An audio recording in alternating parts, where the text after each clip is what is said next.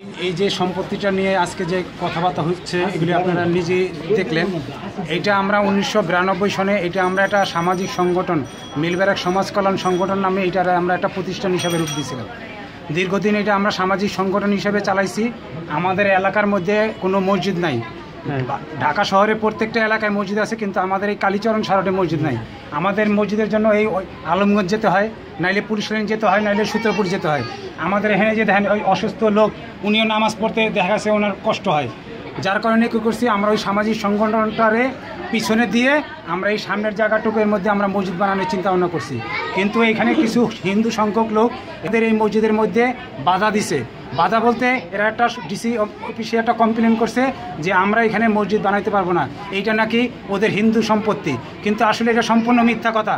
আমি ব্যক্তিগতভাবে জানি, যখন আমরা এটা ডিসি অফিসের থেকে লিজে আনছি তখন এইটা আমাদের মিলবেরাক সমাজ কল্যাণ সংগঠনের নামে লিজ দিছে, কোনো হিন্দু সম্পত্তির নামে নাই। এবং এখানের থেকে আমরা এটা দীর্ঘ 92 থেকে এইটাই সামাজিক সংগঠন হিসাবে পরিচিত। জয়েন্ট সেক্রেটারি হিসাবে ছিলাম আমি দীর্ঘ 20 বছর যাবৎ এই সংগঠনের সেক্রেটারি হিসেবে কাজ করছি। আমার সভাপতি আছে, সাংগঠনিক সম্পাদক এখানে অনেকেই উপস্থিত আছে। কিন্তু কথা হইল যে ওরা যে আমাদের এই যেটা দিয়ে কমপ্লেন করলো, ওদের সমস্যাটা কী ছিল? এটা তো হিন্দু মন্দির না, হিন্দু বাড়িঘর না যে আমরা ওদের বাড়িঘর ভাঙে আমরা এটার মসজিদ বানাইতেছি। আমাদের তো এটা তো ওদের বাধা দেওয়ার কোনো যুক্তি হয় নাই।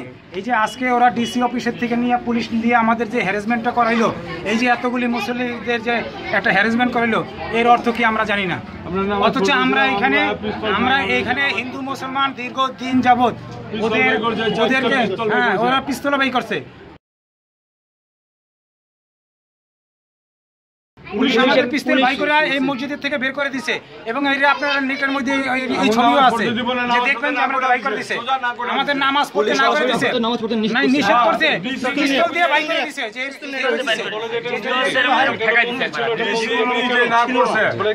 আমাদের হাত ধরে পুলিশ কি বলছে বলেন, বললো যেখানে আপনারা কেমন নামাজ পড়তেন, এটা তো মন্দিরের জায়গা। আমরা বললাম যে আমাদের তো জায়গাটা লিজ করা আছে। তো পুলিশ বলতে লিজের জায়গা আপনারা কেমনে মসজিদ করতেছেন? আমরা লিজের জায়গাটা আমাদের লিজের জায়গা পারমিশন আমরা নিব, মসজিদ করব।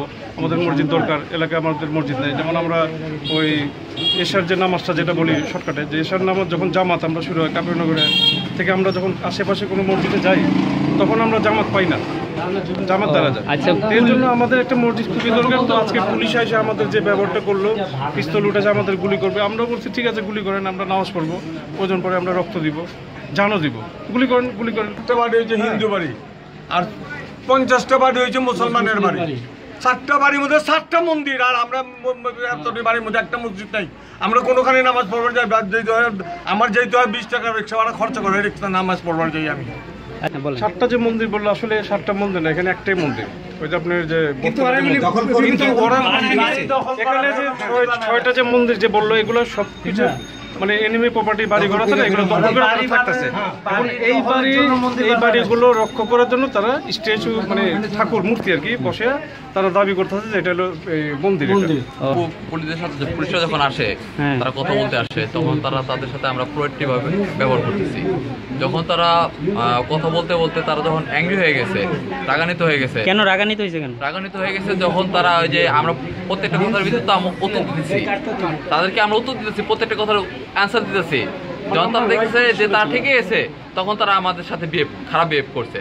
খারাপ বিহেভ করে আমাদের অরিজিনাল যে কাগজপত্র আছে সেটা ছেড়ার চেষ্টা করছে, ছেড়ে ফেলছে অনেক। কে পুলিশ ছিড়ছে? হ্যাঁ, পুলিশ ছিড়ছে। পুলিশের নাম কি? ফেরদৌস। তো মসজিদ বানায় ফেলেছি, অনেক আগেই থেকে মসজিদ বানাইছি। তো হঠাৎ করে আজকে বাঁধিল কেন? আজকে বাঁধাইলো কেন ওরা জানে। ওরা বলতেছে হিন্দুরা কমপ্লেন করছে, থানায় কমপ্লেন করছে, স্বরাষ্ট্র মন্ত্রণালয়ে কমপ্লেন করছে হিন্দুরা। ওরা চাচ্ছে না যে কালীচরণ শহরে কোনো মসজিদ হোক, ওরা মসজিদ হোক, এটা চাচ্ছে না। ওরা ভাবছে যে আমরা মুসলমান যারা আছি এই কালীচরণ শহরে মসজিদ হলে ওরা দেখা যায় এখানে নাচানাচি করে এবং এখানে ওরা একটা পূজা করে যে রাস্তার উপরে।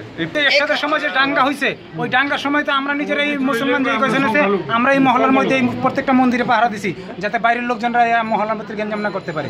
তারপরে যে পূজাগুলি রাস্তার মধ্যে যেগুলি পূজাগুলি রাস্তা বন্ধ করে কয়, আজকে আমাদের মানবতার কারণে ওরা এই সুযোগটা পাইছে, নাইলে তো এটা অসম্ভব ছিল যে রাস্তা বন্ধ করে ওরা এই পূজা করবো। কই আমরা তো কোনো সময় বাধা দেই নাই, কোনো সময় আমরা তো কিছু নাই। ওই যে আপনারা জানেন, ওই যে বটতলার মধ্যে যে দেখেন যে রাস্তা বন্ধ করে ওরা মন্দির বানাইছে, রাস্তা সরকারি জায়গা বন্ধ করে মন্দির বানাইছে, কই আমরা তো এটা কমপ্লেন করিনি। ওদের কোনো প্রুফই নাই। আপনারা নিজেরা ওই আমরা তো এটা কোনো সময় কমপ্লেন করে নেই।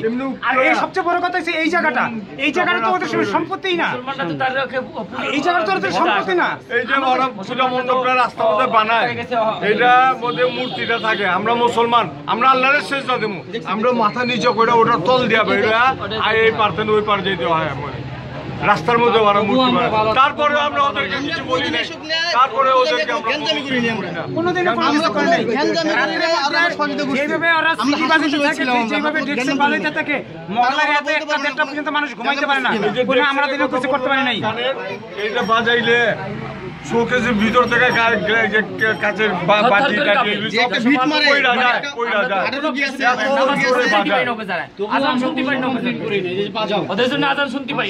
আপনার 6টা যে 7টা মন্দির শুনলাম আমরা এখানে, মানে একটা মন্দির চেন আর সবগুলো অনুমোদিত না, সবগুলো অবৈধ মন্দির তাদের সবগুলো অবৈধ মন্দির।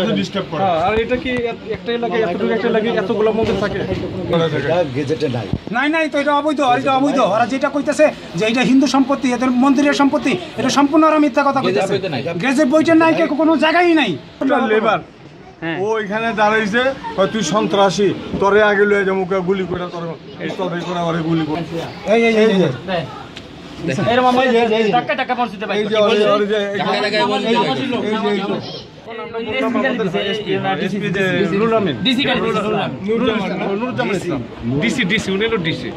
ওনাকে বললাম যে আপনি কাদের পারমিশন নিতেন, বললাম আমরা যে বললাম যে আমরা তো এমপি হিসাবে আমাদের পারমিশন অনুমোদিত আছে। তো বলো এমপি টেমপি বলে গেলে লাভ নেই, এমপি তারপর মন্ত্রী এগুলো আমাদের কাছে বেল নাই, এগুলো করতে লাভ, আমরা এখন দেশ চালাই। আমাদের বলছে তখন আমরা কি বলবো বলেন? আমরা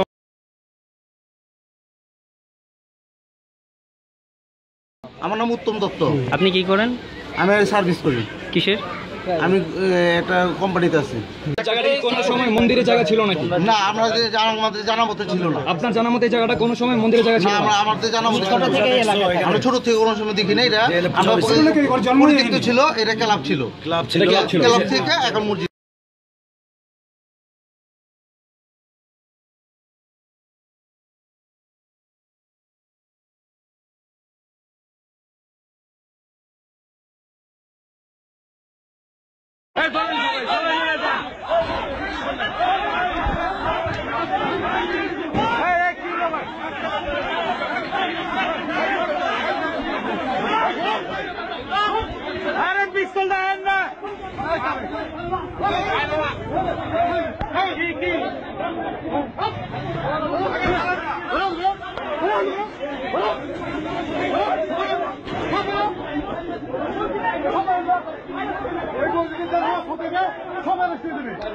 সবাই